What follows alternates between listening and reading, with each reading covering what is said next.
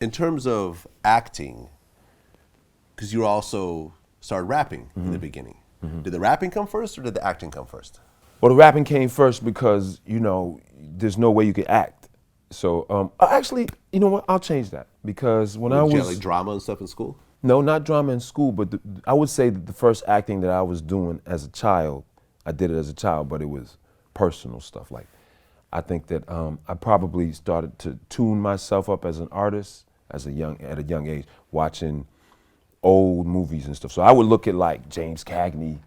You know, people might have to look these names up. You know what I'm saying? Because nobody knows. These guys were incredibly popular actors. So I would look at like old black and white movies. Okay. If you don't know who these guys are, just old black and white movies with James Cagney, Humphrey Bogart, and then go in the next room and be in the mirror like, yeah, you never get me, copper, you know, and just doing what they did so much. Right. And then I would do the same thing with other TV shows as a kid. Huh. So it might not be professional, but it was the beginning. And then I was an artist in general in terms of drawing. So really, artistically, I started with drawing, and now music you can go do, especially hip hop. Yeah. You never felt like you could be the Rolling Stones. I'm not gonna be the Rolling Stones, but hip hop, these guys are doing Tribe Called Quest. They look like this is us. Yeah. We can do this.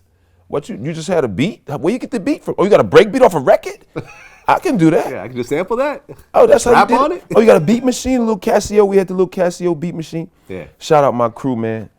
FOTM. We did shows. We opened for Special Ed back in the days. Big Daddy Kane, Queen Latifah. Two Live Crew. Two Live Crew, NWA, DOC, Tribe Called Quest, Right. Common Sense. Yeah. When he was Common Sense. Back when he was Common And I did earlier shows with Tongue Twister. Yeah. When he was, you know, kind of like just killing it. Yeah. Like the Poor Righteous Teachers messages and stuff, like not necessarily Chicago-oriented topics, but like, you know, Black Pride stuff, and you know, which is a genre that's not in hip hop anymore. I think the Dead Presidents was the last group. Dead Prez, Dead Prez, and shout out them too. I love those cats. Those are the last guys to be like that. Yeah. You know. And FOTM stood for Fruit of the Mind. You do your work, bro. I do. FOTM, because you know, Fruit of Islam, Chicago, you grow up with.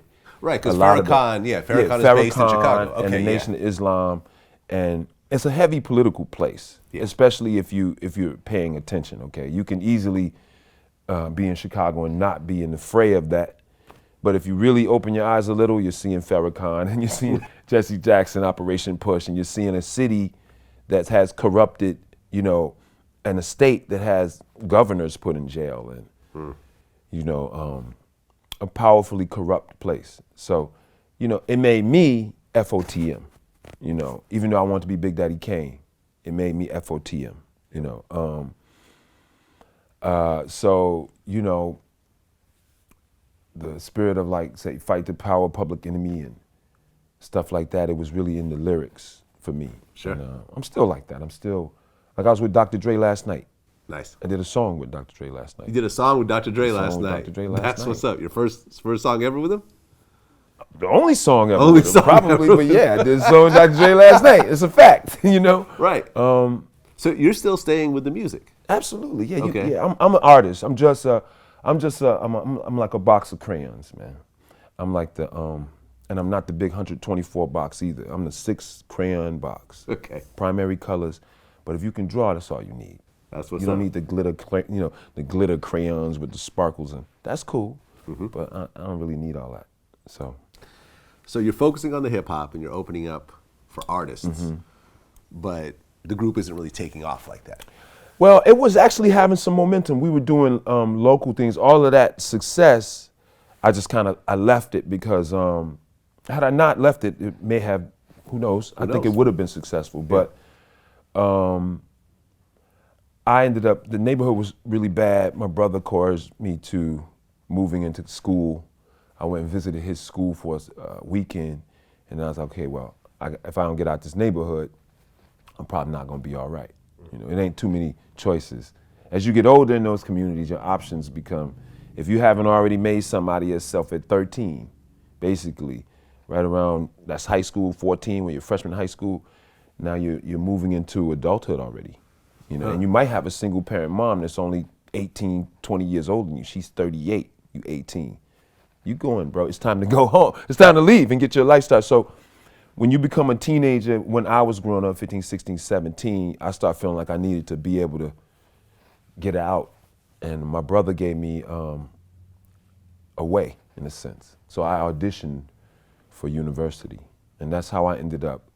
I got a scholarship to NYU, Northern Illinois University. Yeah. And then I continued it for the same reason. I just didn't want to be back in the hood. You know what I'm saying? So I continued further my education by auditioning. I got into Yale. I got into NYU. And I chose NYU. I would have gone to Yale with Sanaa Lathan. We'd have had a great class, Sanaa Lathan and I think Bokeem Woodbine. Okay. Not Bokeem Woodbine. DB Woodside. Okay. DB Woodside, yeah, sorry. Okay, so you went to NYU and you got your master's. I got my master's at NYU. In theater? In fine arts, master in fine arts. Yeah. Okay. But it is predominantly in theater. Got it. So you get your master's from NYU, and at that point you've done a lot of plays and so forth, right? Yeah, I had done the way the program is set up, it's a conservatory, so you do 3 years and it's not like a scholastic thing where you're writing papers and things. It's really in there to fine tune you as an artist. It's not, success in there is not predicated on grades. If you're not evolving in talent, they put you out to school. Oh, they just kick you out? Yeah, they put you out to school, all right? And many people have gone there. Jeffrey Wright went there, NYU. You've seen Mahershala Ali, who now is in Moonlight, and I forget this. There's so many of them, many talented people. So when I auditioned for that school, you know, they take only 1% of the people. Both of those schools, Yale or. So I still felt like I had so much brave naivete, as they say, because I just came in the scene like, I don't really care if you don't take me. Doesn't matter if you don't take me, I'm still gonna be successful. There's nothing gonna stop me. And I feel that way anyway, today. I don't really feel like I need to knock on someone's door and be like, you know, can you verify me? I'm in the parking lot. You know how in LA you gotta verify? Right. You can verify me, please. I don't wanna be verified. I wanna just park and go inside where I gotta go. I feel you. You know, so that was just my earlier sort of young self. And then I was blessed with the opportunity for an audition for Above the Rim. And my brother did that. Right. That was your first film? That was my first audition. First audition? And film. Oh, so you never even auditioned for anything else? Not until before that. Wow. School. So fresh out of school? Fresh out of school. No, I was in school. It went like this. I was a freshman in school, okay? So I was a freshman in grad school when I got Above the Rim, the first movie. It was my first audition of a professional thing, but I had auditioned for school. Prior to that, I had not made any money in acting except for I had done a little bit of theater, Shakespeare in the Park and stuff like that. Right.